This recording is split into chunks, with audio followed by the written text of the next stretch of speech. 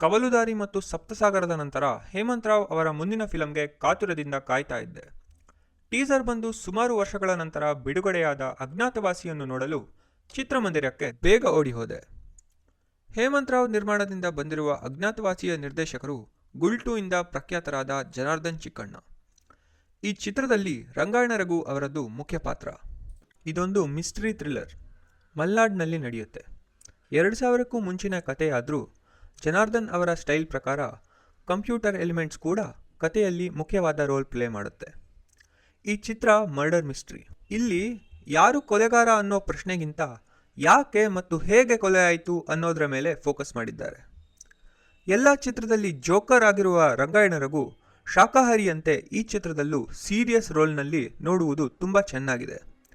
Veteran ಆಕ್ಟರ್ಗಳಾದ Ravishankar Gowda ಮತ್ತು ಶರತ್ ಲೋಹಿತಾಶ್ವ ಒಳ್ಳೆ screen time ಕೊಟ್ಟು ನಿರ್ದೇಶಕರು ಅವರನ್ನು ಚೆನ್ನಾಗಿ ಉಪಯೋಗಿಸಿದ್ದಾರೆ ಮತ್ತು ಉಳಿದವರೆಲ್ಲರೂ ಒಳ್ಳೆ ನಟನೆ ಮಾಡಿದ್ದಾರೆ. ಕ್ಯಾರೆಕ್ಟರ್ ಡೆವಲಪ್ಮೆಂಟ್ ಬಗ್ಗೆ ಹೇಳಬೇಕಂದ್ರೆ ಆರಂಭದಲ್ಲಿ ಅಂದುಕೊಂಡಂತೆ ಕ್ಯಾರೆಕ್ಟರ್ಗಳು ಇರುವುದಿಲ್ಲ. ಚಿತ್ರ ಮುಂದೆ ಹೋಗ್ತಾ ಹೋಗ್ತಾ ಒಂದೊಂದೇ ಪದರ ಬಹಿರಂಗಗೊಂಡು ಈ ಕ್ಯಾರೆಕ್ಟರ್ಗಳ ಬಗ್ಗೆ ಪರ್ಸೆಪ್ಷನ್ ಚೇಂಜ್ ಆಗ್ತಾ ಹೋಗ್ತಾ ಇಂಟ್ರೆಸ್ಟಿಂಗ್ ಆಗಿ ಇರುತ್ತೆ.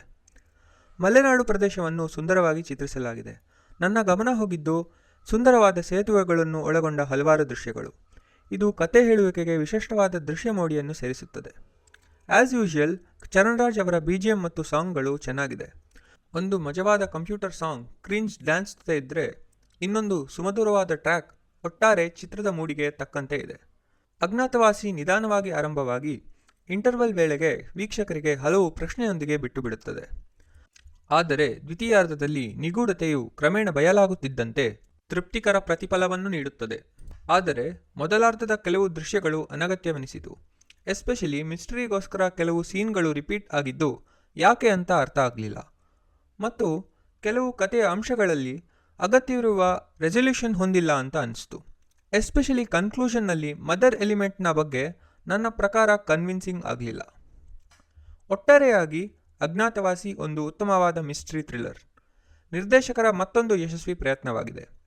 ರಂಗಿತರಂಗ ಅಂತಹ ಮಿಸ್ಟರಿ ಚಿತ್ರಗಳನ್ನು ಆನಂದಿಸುವ ಮತ್ತು ಮಲೆನಾಡು ಪ್ರದೇಶದ ದೃಶ್ಯಾವಳಿಗಳನ್ನು ಮೆಚ್ಚುವವರಿಗೆ ಈ ಚಿತ್ರ ಖಂಡಿತವಾಗಿಯೂ ನೋಡಲು ಯೋಗ್ಯವಾಗಿದೆ. ರಿವ್ಯೂನ ಕೊನೆ ತನಕ ನೋಡಿದ್ದಕ್ಕೆ ಧನ್ಯವಾದಗಳು. ಈ ಚಿತ್ರ ನಿಮಗೆ ಹೇಗೆ ಅನ್ನಿಸ್ತು ಅನ್ನೋದನ್ನು ನೀವು ಕೂಡ ನಮಗೆ ತಿಳಿಸಿ. ಮುಂದಿನ ರಿವ್ಯೂದಲ್ಲಿ ಮತ್ತೆ ಸಿಗೋಣ.